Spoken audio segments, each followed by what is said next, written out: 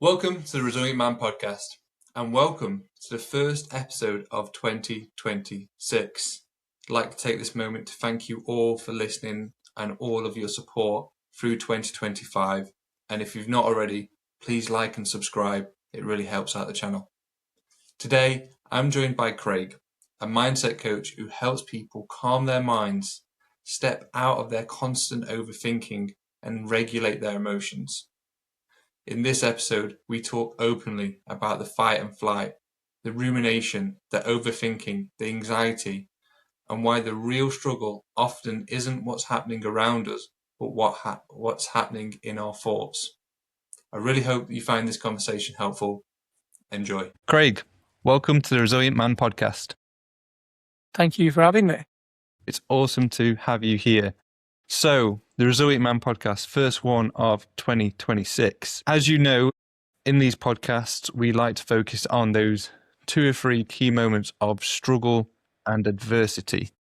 So what I'd love to know from you, Craig, is some of those moments just at a high level, and then for us to dive a little bit deeper into those and see what we can get out for the listeners, pull out all that valuable information that I'm sure is in there.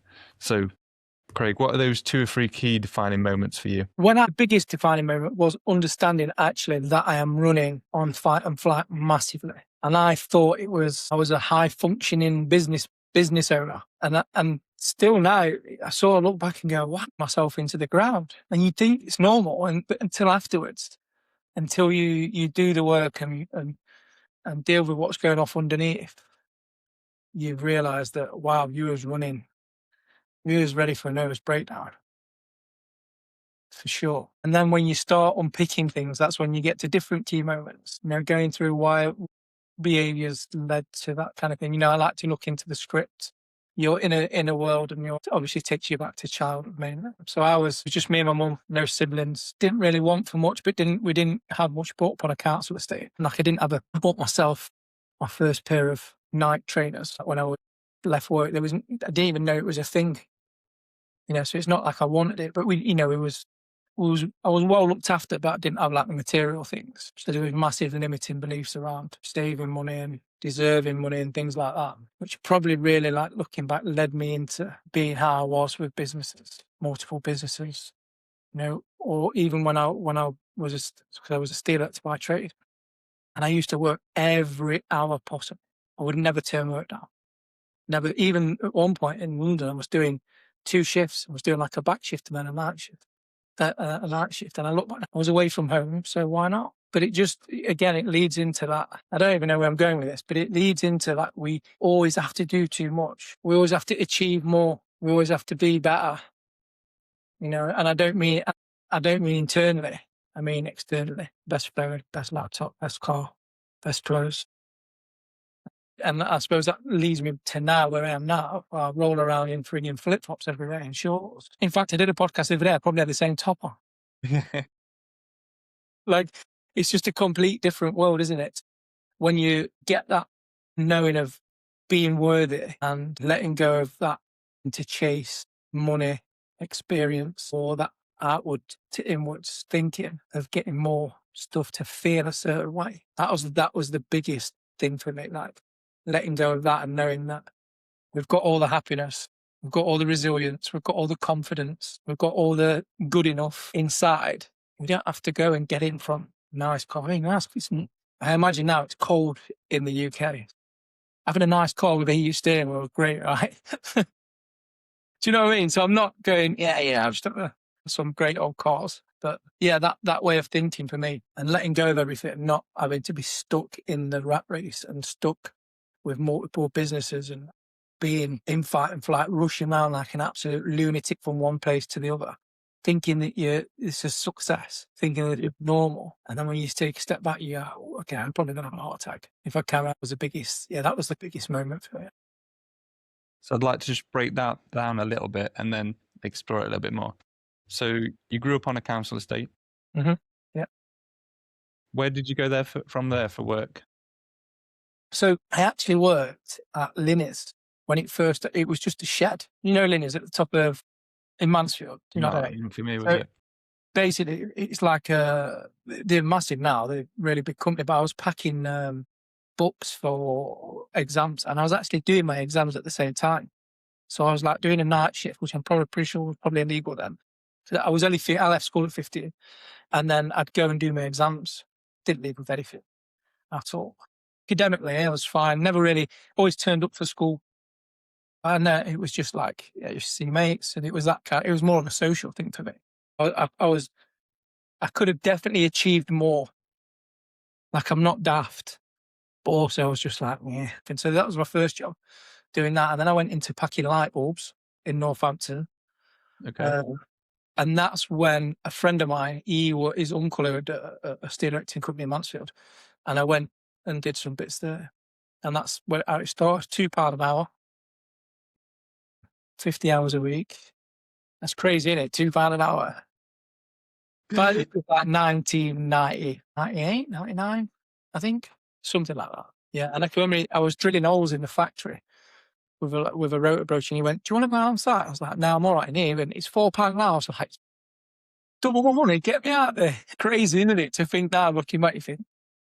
I had a bed sit on my own, and I lived all right. I lived off Quick Save and Super Noodles. It was great. I was built like a bus ticket at the time, so I didn't need anything else. It was nice and slender. So how did you get from there to then owning your own business? We sort of fell on it, really. So previous marriage, 2 boys, I was away all the time. I used to probably come home once a month, twice a month maybe, because it was all London work. So that obviously that marriage broke down after so many years, 11 years. And then I remarried. I don't want to miss out. I missed out on so much of the boys' life and didn't really have an influence in how they are. Probably did, but a negative influence, not a positive influence. So I was like, I can't do this anymore. I'm not working away. I'm not seeing my daughter grow up. So I got a job back at home, which was decent money, not as good as London. But then me and my cousin was looking at buying something, a business. We'll say, well, okay, we'll buy a business together.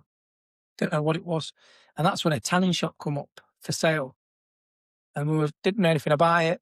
We were supposed to go off on it. He pulled out at the last minute. So I literally, and looking back now, it's crazy to think that like I didn't pay any bills for like 2-3 months. All my savings are spent on this shop, and literally like in debt.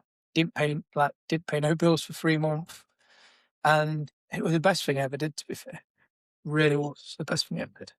And then from there we had 2 more tanning shops. Sorry, 1 more tanning shop. You saw them. We had some food places and different bits. I think at one point I had like 5 different businesses, all good businesses.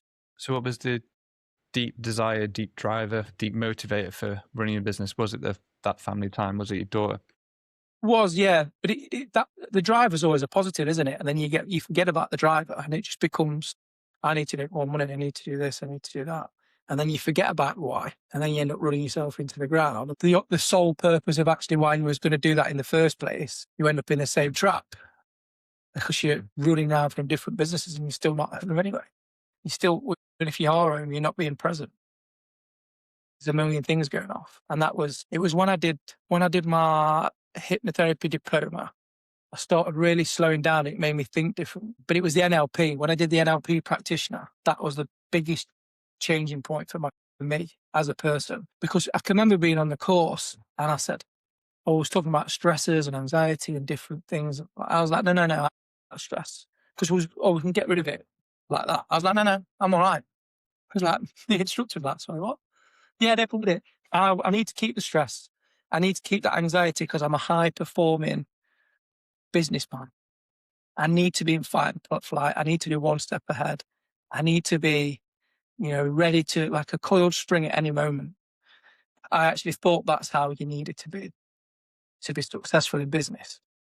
And I can remember at the end of the 14 days, I was a different person, complete different person. And that's when I knew I was like, okay, things have got to change now. I don't want to be. And I didn't actually do it to have a coaching career or be a therapist. I did it just because I really liked hypnotherapy because I had some hypno and it blew my mind. And then NLP really tied in with hypnotherapy. And then I needed to know more. So I did the master practitioner, and that's when business changed. Like, I got a lot more from business, and I was talking to people better. I was managing people better. I become probably a better leader and not somebody that was just, you do this, you do this. Do you know what I mean? Like, my leadership skills was a hell of a lot better, and I was handling situations better. The business, they became a lot better. A lot of more of a friendly place to work. And then some of the businesses that didn't, was just got, they don't align with who I am, who I want to be. Then. So during that period of your life leading up to that moment, what were your biggest struggles?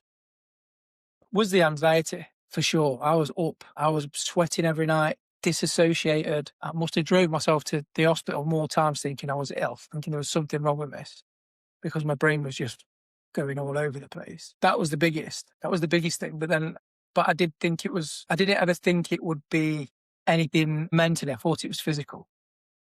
I thought I had a brain tumor. I was always thinking the worst, like there was something wrong. For me to feel like this, it's not right. I've got to be ill. Tests all the time, private test scans. And I actually just thought that's what it was. I didn't think it was anxiety or panic or anything like that, until I started going down the rabbit hole with hypnotherapy and NLP. Because I went to hypnotherapy, we were having a business meeting. And every time I had a business meeting, there was drinking involved. And I made a flippant comment like, I can't remember the last time that I went a full week without not having a drink. I just associated it with relaxing. So I'd finish on a Friday afternoon and I'll have a glass of wine or a beer. And then it was like, boom. Nobody wants anything. Nobody needs anything. It's my time to relax. And you associate that feeling with that kind of beer or that glass of wine or whatever. And so I was like, this is what I know now. At the time, I was like, okay, I'll have a look into this. So I just went for a therapy session on drinking. And the therapist said, she was like, oh no, you've not got a drink. Well, we did what's called a clearance protocol. Oh my God, it blew my mind. Honestly, it was like a life-changing experience. That's what it was. I felt everything there. It was so surreal. I can remember getting in the van afterwards and I was just like, what's just happened? I heard things and I said, so it was like, I do the same technique now with a script with clients. We take them to the library of the subconscious mind, take the books they no longer need, and we burn them in a furnace. And that's what this lady did. And when I put them in the furnace, I heard the fire go, and I mean, I heard it. And I can remember thinking consciously, how did she time that with the music? That was really, really good how she timed that up. So when I come round, I said, oh, that was really good how you timed the music. What music? I heard it. Still to this day, I heard that. Like, that's how real it felt. Yeah, I could smell the smoke. I could hear the fire. And I just got in the car. I was like, I've never had anything like this. Never experienced anything like that. It blew my mind. And that's when I was like, okay, I need to know the ins and outs. I need to know how it worked. So that's when I signed up and did the 12-month diploma. And then I was really good at it. I mean, I was an absolute nervous wreck when I first started. It was like within the first 3 months, I was like, okay, I go all in with anything I do. Again, my wife goes, you're doing it again. Because I just go all in, nothing else matters. Just that thing that I'm doing in that moment. And it's the same as anything, isn't it? With businesses, with working away, you can get caught up about why are we doing this? Even still now, not as bad now, but I still have to remind myself sometimes when I'm still up at like 2, 3 a.m. doing new courses or deepening my understanding with things. Do we need to do that still? If something else fascinates me, I have to know why. So that's why clinical hypnotherapy, NLP practitioner, master practitioner, neuroscience coach, and then recently the 3 principles coaching, which is also got a business side to it, but it's very spiritual as well. So I deepen my understanding with that a lot, subtractive psychology. But even like with the neuroscience stuff, like so I went and did some stuff with Professor Stephen Peters, been to his talks, went to like his house. What, like I have to be and do, I have to get fully in there. Where does the passion come from for helping people? You've done all these courses to get yourself and further your own knowledge, but I'm keen to know where the passion comes from. I think it's once the anxiety dropped away for me and I felt me, like the true me, I was like, everybody needs to feel this. You know, like when you go somewhere nice for food, you go, everybody's got to taste this food.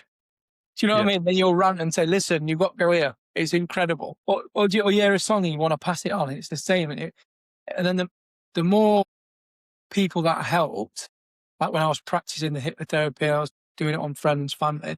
And the more I seen the change in people, the more I wanted to do it, the more I wanted to help. It's the ripple effect. Still to this day now, so I do a lot of free calls on Mondays. And it's that ripple effect. If I can have a conversation with somebody to help them become a better father, a better mum, dad, whatever, friend, husband, they're going to change indirectly their kids' lives, their partner's lives. And then it's the ripple effect. It's the same. From 1 30-minute conversation, what's not to love about it? So from your experience, because how long have you been doing this for now? I think it was like 20, 22, something like that. So from your experience, what are people struggling with the most at the moment? Rumination. Mm.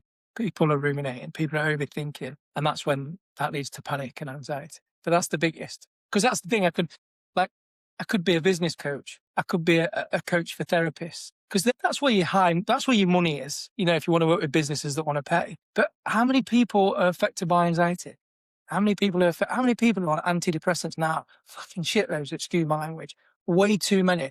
In fact, I looked it up the other day. It was in the high thousands. Something like 675,000 people a week go to the doctors for depression and anxiety. They're crazy numbers. We only have to do one thing to change somebody's life. One conversation.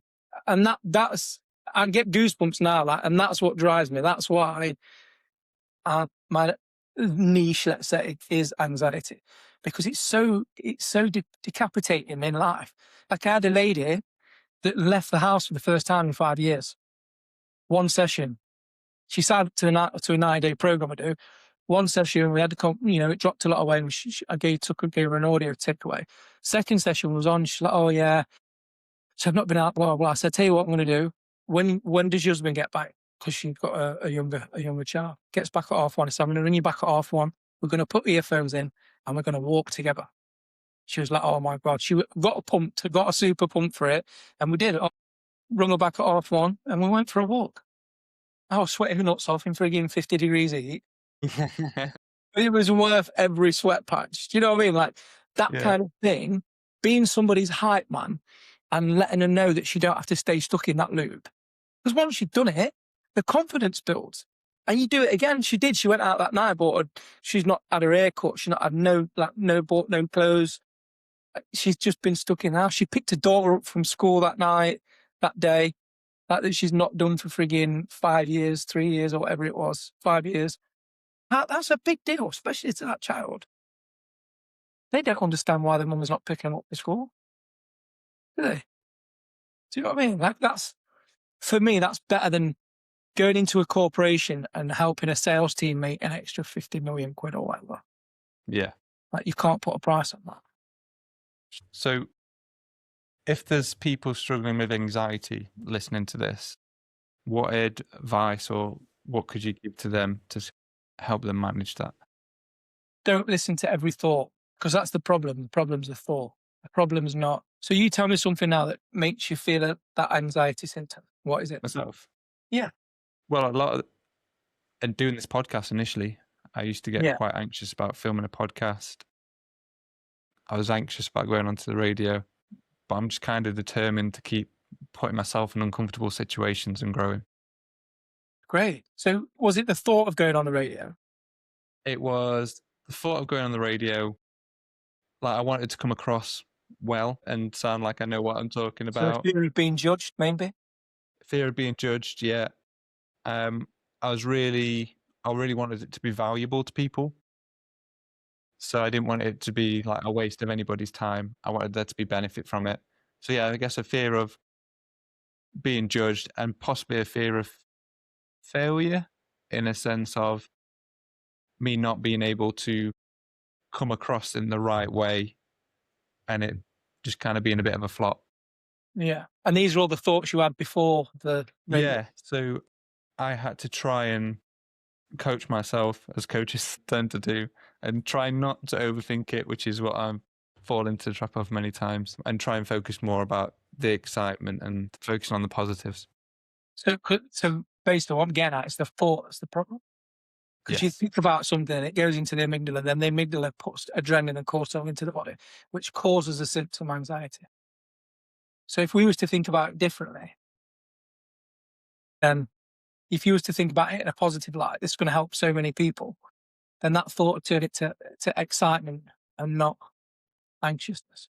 So that's the thing, the tips is like, we need to not question the thought, because then we're going to go down the loop with it, but we need to break the loop of the thought, almost just let it settle. Because once you got on there, everything was fine. But the thought of it getting on there, you're like, oh God, this is just freaking horrible. But once you're on, everything's great and there's no problems. So it's always the thought that causes the problem. There's only one problem in anything that happens. The only problem is the thought and how we internalize it. So it's about, for me, because I said we can go surface level. Breath work's great. Ice baths are great. Meditation, absolutely incredible. There's all these things that are really good for anxiety and panic. But if we can understand the why and how the thoughts are there, what they're doing, why they're doing it, a lot of it can drop away. And that's where that's where a lot of came in with the chimp management. Understanding the chimp, which is that part of the brain. Understand that. Then we can go, oh, it's that chimp again, or it's that thought that's causing the issue. And it just drops away. So recognize those thoughts, label it as the chimp. You can do, I suppose that just takes it away from it, but you don't even need to do that. Just recognizing the thought. You don't have to believe it, because most thoughts are not true. I say it's easier said than done, isn't it? I suppose it's like anything. The more we do it, the more it becomes ingrained. Like we do when we drive a car now, we get in it, we just know how to drive it. We don't have to look down at the pedals. We just know what to do, don't we? And it's the same with that. The more you do it, I think the easier it becomes just to not get caught up in the thought and the loop. Even still now, December for me was a bit of a rough month. But instead of me spiraling, I was like, right, okay, I know there's an issue. What's going on? Just sit in silence. You know what we don't do? We don't sit in silence. We have to be listening, watching, vaping, smoking, drinking. What if we just didn't do all that and we just sat in silence for 30 minutes? Because I tell you what happens, the thoughts settle. And then we listen to what's inside. We get that inner wisdom. Once we let go of what's going off in the thinking brain, and we listen to that heart, that inner wisdom, that gut self, that true self, we get all the answers. So that'd be a recommendation then for someone who's overwhelmed with anxious thoughts. It was long-winded, wasn't it? But it's the surface level stuff, ice bath, breathing, but understanding thought, or understanding, not believing every thought.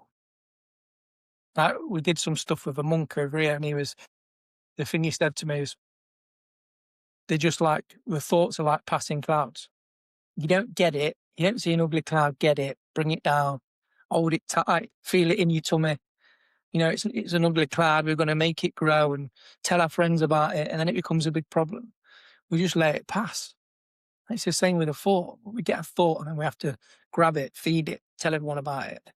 And then it becomes bigger and bigger and bigger. So what if we just let that thought pass? I came across a concept earlier, which is, I'm interested to get your thoughts, which is rather than like thinking about the thought, unless we don't have that awareness, it's maybe a little bit harder for us to catch a thought, is when you're in that place of feeling overwhelmed, feeling anxiety, is then kind of reverse engineering it. So what thought is causing this? Yeah. Well, it's the same thing because you're recognizing it then, aren't you? Yeah. So, yeah. So if there's someone who's feeling anxious or overwhelmed, then they can try and break that down, I guess, through journaling, to understand what the underlying thoughts that are causing that. But journaling's great anyway. But like if you can't sleep, journaling's good. If you want to feel a certain way, journaling in the morning for the day is great. So I see why journaling would be good, not for recognizing a thought or understanding a thought, but it changes the state, doesn't it? It changes your state, your thinking. How do I want to think? How do I want to feel?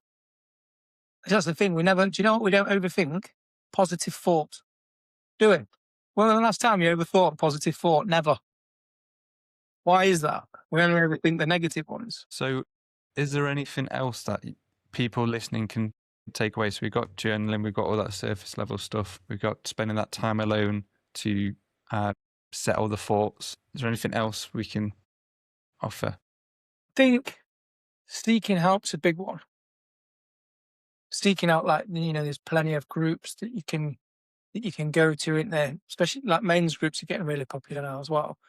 Or, and there's women's circles and things like that to go to. Having someone to talk to who's knowing you're not alone, that's the biggest, because everyone thinks they're doing it alone. And that you're not. There's so many people that are going through exactly the same thing.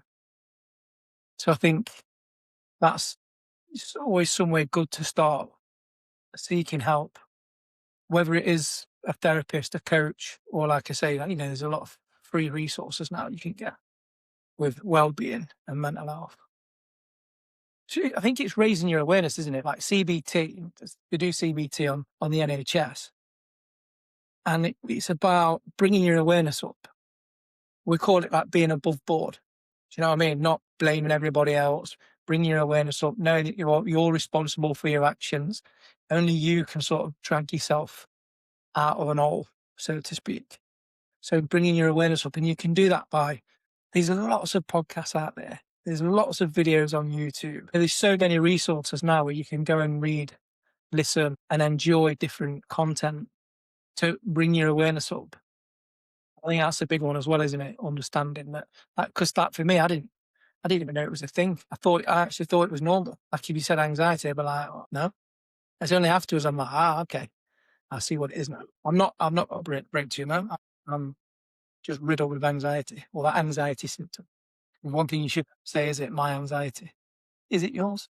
So you mentioned that you've struggled with anxiety. But would you be able to give us a bit more context into how that was showing up for you? Sleepless nights, throwing up in the night, sweats, disassociation. Like I'd be going through the day, like I'd be there, but I wouldn't be there. That makes sense. Yeah. Like even looking back now at some things, I like, was that me? I was dreaming it. It just didn't seem real. I think that was the biggest. And then, and then it obviously turned into panic. I think actually some days I did actually say to my wife, I'm not feeling too well today, feeling a bit sick. So I would stay in bed. So what got you out of bed, and what got you sort of on that path to like recovering and getting into a better place? I just don't like being beat. I think that is it.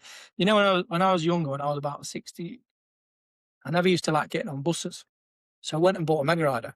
I was like, no, I'm getting on this bus. So I went on the bus for like freaking 5 hours. Is that just like, that's the mentality? Like I'm not. Like when we had COVID, we weren't allowed to the gym. I never trained so much. I don't go to the gym now. And like someone tells me I can't do something, I'm like, oh, I am. That, and I think that's what it was. I like, help me to push through. Or like even like crowded places. I didn't like crowded places.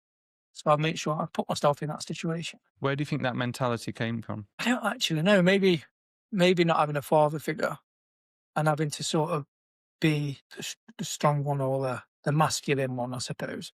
I'm not saying that it's a masculine thing. I've never really thought of it. It's the first time I've been asked. So I think probably like that feeling of having to fight to get out of bed, or to do them things that you don't want to do. It's uncomfortable. Just naturally, I've always gone into the discomfort.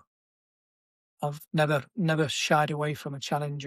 So, I mean, people can use that as both a positive and a negative way for impact their lives in terms of growing up without a dad. And I feel like that mentality is certainly a positive that's carried you forward into where you are now. Yeah. Did you have any other struggles with that growing up? Did it fall into any other areas of your mental health? Really, because I didn't, like, it weren't a thing when I was growing up. Okay. When I really felt like I had mental health issues until, or maybe looking back now, probably like 19, 20 was stressful. Nice place to be in. Again, didn't really know any different. It's only like when you look back and reflect, you go, yeah. But I was always just got on with life. Not got on with life, but I've always just sort of pushed myself through. It's only when it's got really bad that I was like, and I think I was a qualified hypnotherapist at this point, but still didn't know any different, which is crazy, isn't it? So was that a turning point for you? Yeah, definitely. Well, you know, it's just not one of the words I used to use. This is not sustainable. There's no way I can do this for another 10 years. And a bit like I say, the biggest eye opener was the NLP for me. That's when, on that first session, I was like, no, I need these things. They help me thrive. Because again, it's going into the discomfort, isn't it? Yeah. It's going into it and pushing through. You don't need to push through. You know, life can be sweet without a challenge. So how do you handle pressure now differently? Pressure just is. If there is pressure, there's not a lot now, to be fair, but if there is, it's going to pass. And there might be pressure in that moment, but when we're not trying to think through it and we've got clarity, it's not really pressure. It's just because we're always going to have something going off financially, something going off family, something going off job wise. Always, because this is life. So we've just got to roll with the punches, if you like. You know, there's going to be ups and downs. That's the beauty of it. There's going to be ups and downs. We're going to feel angry, sad. We're going to feel loved. We're going to feel happy. We're going to feel positive. We get to feel all these great feelings. We're freaking blessed. And I think that's what it is. And same with anxiety, actually. This is what a friend of mine used to say. It'll pass. You've been here before. You've felt like this before, and it passed. And that was the biggest one for me, actually. Looking back is saying to myself, you'll get through it. It's going to pass. Because sometimes in that moment when you're frigging head spinning, you can't see straight, you can't concentrate, you can't stand up, and you're literally just going to throw up and the sweat is just dripping off you. You think that's you for life. You think this is me now. This is it. So I think that was quite comforting for me to go, it'll pass. We've been here before. And it sort of stops it in its tracks a little bit. But again, that goes back to the thought, doesn't it? Because it takes the loop away. And in essence, the reason why I started this podcast was, one, to let people know that they're not alone with different struggles, having different guests on like yourself. And the second is to show them they can get through it. You know, it will pass. It's not going to be easy. It's hard when you're in that situation. But like you said, that perspective of it will pass can be quite comforting and help. Yeah. That was my good friend Liam King from the Health. I want to give him a shout out from the Health Pod. Appreciate that words of wisdom with us. Thank you. Got me through some dark nights. How important is it having people like him in your life? Massively. Yeah, massively important. It was funny because I got drawn to people that could help and understand in that moment, which is a blessing. Because, yeah, like I say, it's the biggest thing, isn't it? Going through it alone and thinking that you're the only one that's going through it. So did you actively go to him and say, I'm struggling with anxiety or pressure? I didn't really, because I used to use CBD, not for anxiety. In fact, at one point, I couldn't go anywhere without it. That was like my safety blanket, because I knew that magnesium, CBD, ashwagandha are three of the most powerful supplements you can have for anxiety. Just bring the nervous system straight down into rest and digest. So that's why I end up coming across these guys, because there's a shop, they do CBD, ashwagandha, magnesium. So I went in to get some, and then we just got talking, and that's where my first practice was, above the shop, as a therapist. Weird how it all like slowly comes together, isn't it? Really is, yeah. So how did you feel talking to like those people about mental health and struggles and opening up to different people? I've never struggled opening up to people. I'm a pretty open book. I've never really kept anything. Probably frigging too chatty, to be honest. Tell people too much. But I just wear my heart on my sleeve. Yeah, I don't try and be anybody I'm not. I am what I am. So I don't. Do you know what's really strange? Well, I can remember doing a post probably a couple of years ago now about men opening up. And I didn't realise how big it was. I think what's the biggest struggle of opening up, and men are like, the things they're going to say being used against them. It blows my mind. Didn't know that was because I've always been maybe it's being raised by just a single parent, a mum, so I was maybe a little bit on the feminine side in that aspect, where I didn't really think it was a masculine thing to not speak up, because it is, isn't it? So many guys don't open up. Yeah. And one of the things I mentioned on the radio was, we know that men need to talk more, but it's how we facilitate that conversation, how we create that environment for men to feel comfortable enough to open up and start talking. How do you think we do that? Well, there was a couple of different ways that I mentioned in terms of creating that environment, and from two different aspects. One aspect being from the friend who you think might be struggling or is not been posting much in the WhatsApp chat, or you might send something off, or again, it's hard to tell, but you might just want to check in with them. So I stole this from another guest. He has the three H's, or the triple H for the wrestler fans. The first H is, do you need me to listen? Which is here. Yeah. So just to let you know, if you ever want to talk about anything at all, or get anything off your chest, or have a moan, or have a rant, I'm here just to listen, just to hear you out. The second thing is, do you want some advice or some help? So if you're going through something, you'd like some advice or some help, then just to let you know, I'm here, you can have that conversation with me. And the third H is hug. Do you want a man hug? Let it out. So that's kind of like the triple H framework of how you can present it to somebody. Yeah. From the flip side, in order to, like, if you're really struggling and you want to talk to somebody, what I found helped me was saying to the person, I'm really struggling at the moment. Saying I've got something to get off my chest. All I want you to do is just listen. Yeah. Because that then takes the pressure off the person who you're telling, who cares for you, to give you advice, because our instincts are to advise people and try and help people, especially when it's people close to us. So hopefully that then gives you more space to feel more relaxed. Yeah.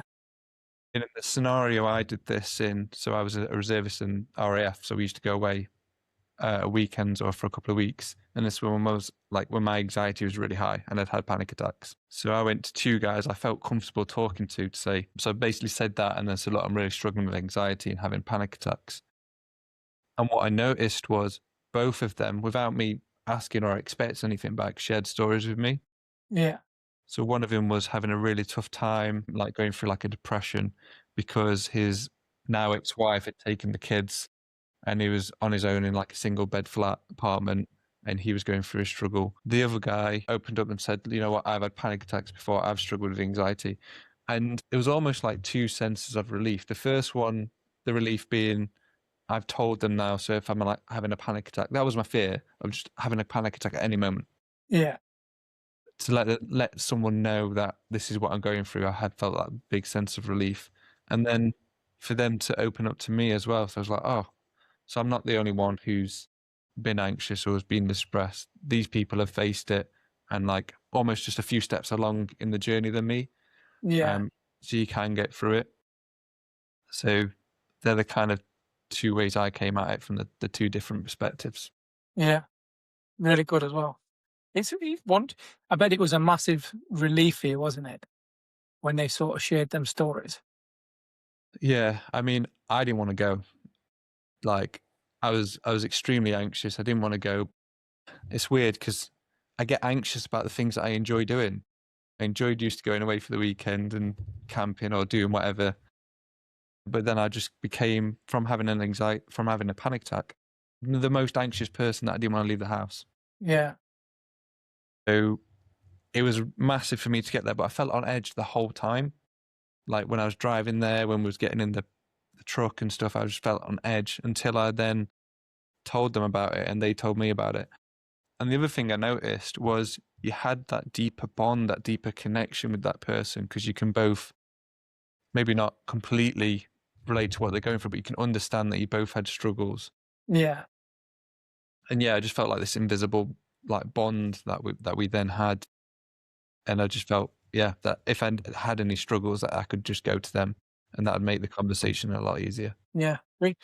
We had I had a coaching call, but we're sort of like they're old clients, but we just get together now just for a nap, and we sort of just go through anything that's going off. And one of the girls had a bit of a shitty week, but me and the other two was like, oh, we had a really shitty week. And she went, I'm so glad you guys have had a shitty week. I was like, oh yeah, thanks. She's like, yeah, but I have as well, and now we can relate, and it's all great. Do you know what I mean? Like, oh yeah. I'm glad we can facilitate my having a shitty week. Because it just, you know that you're not alone in it. Do you know what I mean? It's a strangely comforting feeling, isn't it? That everybody's going through something, but everyone, I think if anybody says they're not going through something, again, going back to December, I was sort of like not feeling 100%, and I'm pretty much in paradise. You know, how can you everything be so still, be in the most beautiful place in the world, but still feel some kind of under the weatherness? It was because we was away for Christmas. That's what it was. We weren't, we were seeing family and things like that. So it was Okay. the first time. So it was just affecting me a little bit. Like, yeah, and I just couldn't put my finger on it until I like sort of I need to sit in silence and figure out what's going off. And it's 30 minutes in, ding. Ah, of course it is. You know, you get that little light bulb. It's good because you've got that awareness and you've got those steps. You know what to do. Yeah, Because what I tend, from my experience, is you kind of get in that headspace and then you start beating yourself up. Oh, I should be happy and content because I am living in this glorious place. It's got great weather and beaches, and I'm not. I tell someone back home like, oh yeah, sounds like a right problem. Thanks for listening. Right now in the UK, we've had like non-stop rain for like probably 24 hours at least. Yeah, that's what I mean. But again, it's just going in, isn't it? Going into that uncomfort and that stillness and getting that insight. That's where, and again, with coaching, you'll know yourself. When you can tell somebody and advise somebody, and you just don't ego against ego. As soon as you give them that space to get an insight, and they get that insight themselves, that's when things completely change for them. And that's what it's about. You giving yourself space to get that insight. Another great one as well, what I used to do is record how I was feeling. So in that moment, I'd set my phone, record, and I'd just talk for 10, 20 minutes. And like, as I'm talking, it's like, I'd be going, oh yeah, of course. Oh yeah, that's right. That's why I'm doing that. Or that's why I'm feeling that way.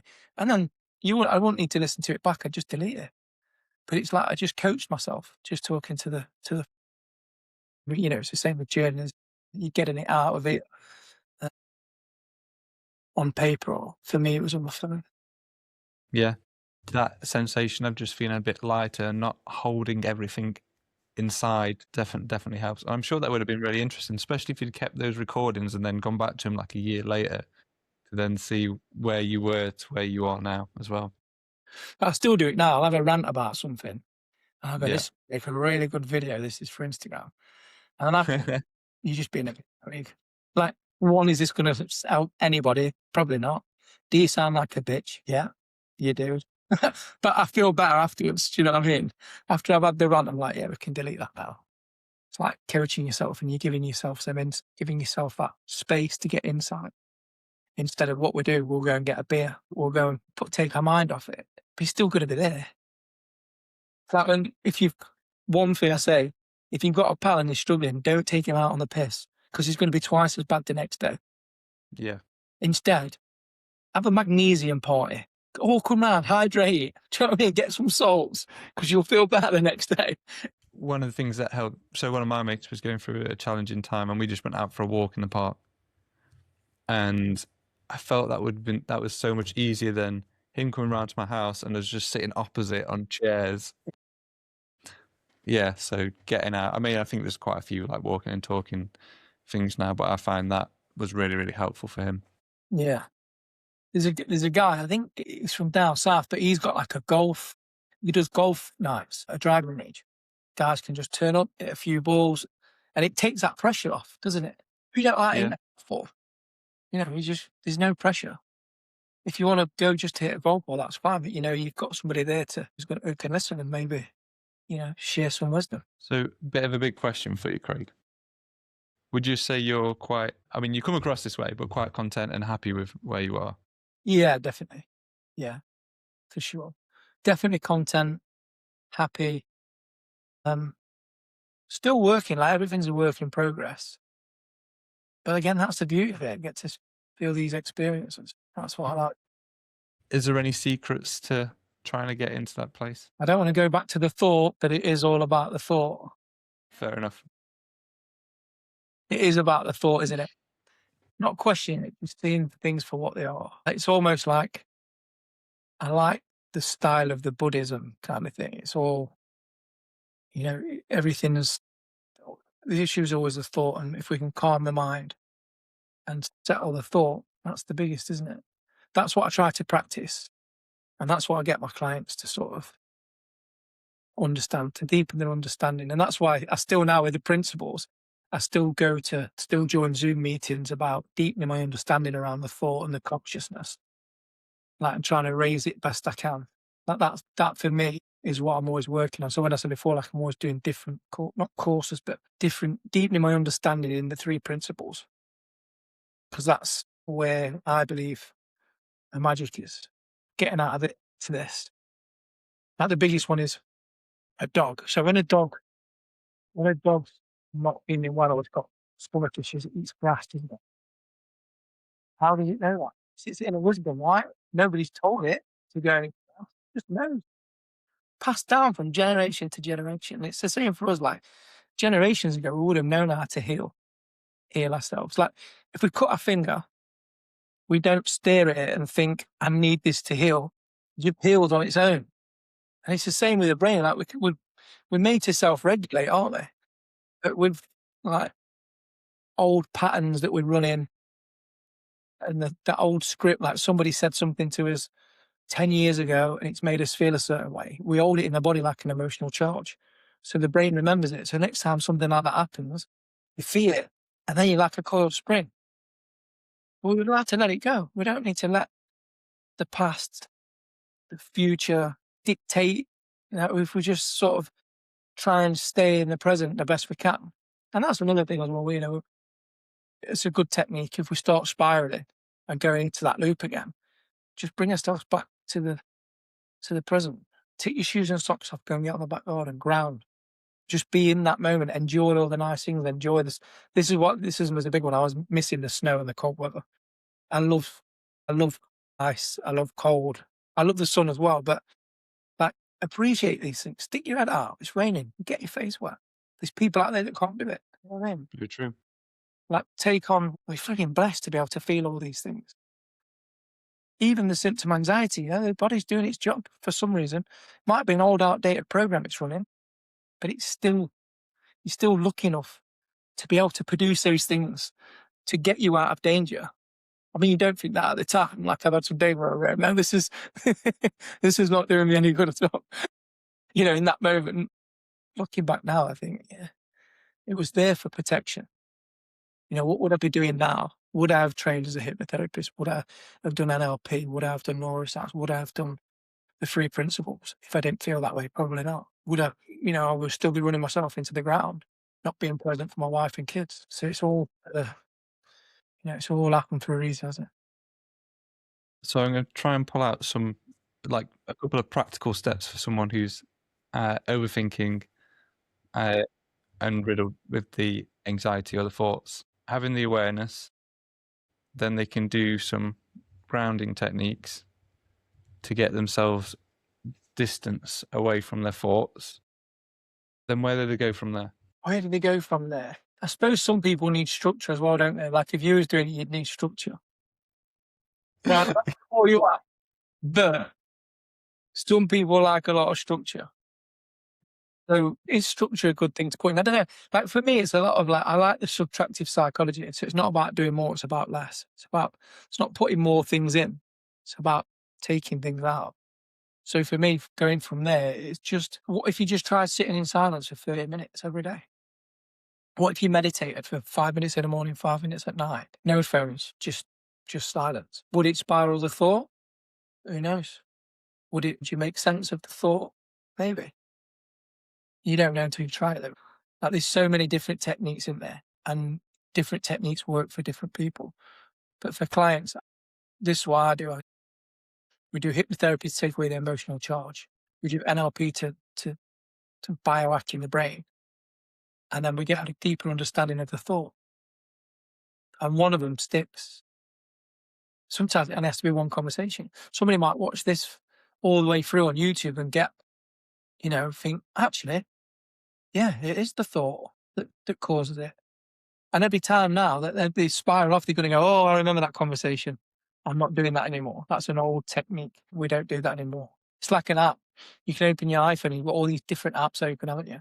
It's the same for the brain. We're running so many different old programs that we don't need. I was just given permission to shut down. We don't need to use them.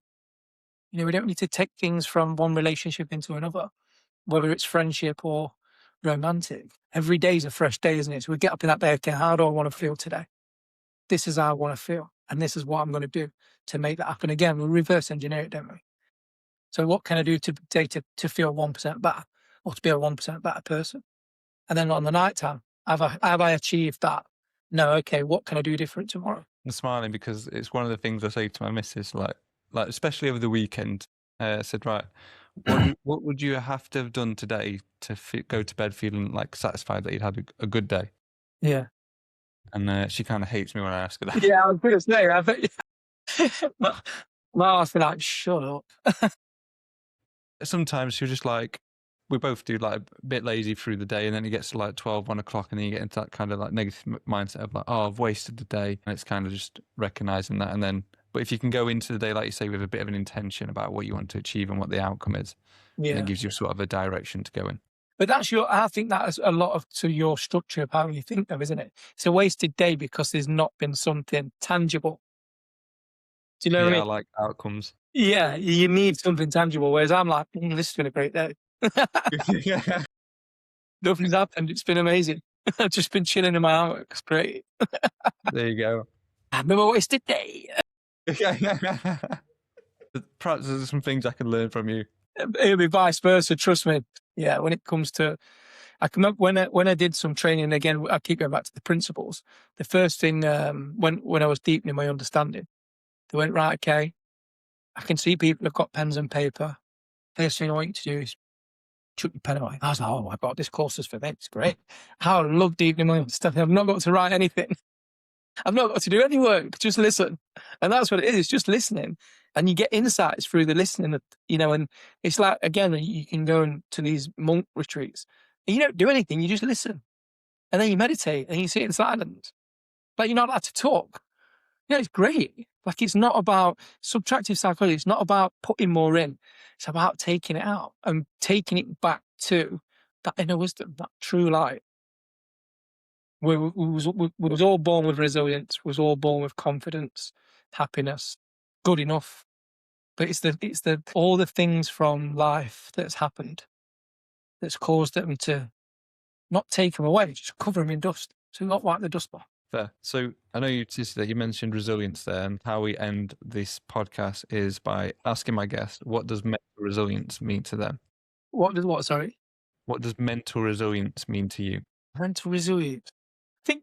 I think just understanding, isn't it? Understanding your own mind and why you might do things. That's mental resilience. Being emotional regulated. I think that's mental resilience for me, anyway. Not being proactive, not reactive. Sorry, proactive, not reactive. Yeah. So if, say, for instance, somebody pulls out on you in a car, what's your first instinct? To get out and jump on his bonnet? That's reactive. Yeah. Whereas instead, I'm going to go, he's probably in a hurry. I'm going to let him out. He's clearly got somewhere to be, otherwise he wouldn't be driving so aggressive. It's a bit proactive, isn't it? So not letting outwards circumstances to affect me inwards. Like it. And again, that's that emotional regulation, isn't it? We're not going, I want to jump on his bonnet because he can't drive. We're going, he's probably in a hurry. Whatever. Did he crash into me? No, he didn't. It's fine. I like it. I like that perspective. Until someone pulls out in front of you, you're like, Yeah. Just remember what I said. True. He's probably in a hurry. Yeah. Craig, I'd like to thank you for being a guest on today's podcast. Really appreciate it. Really enjoyed it. Absolute pleasure. Thanks for having me.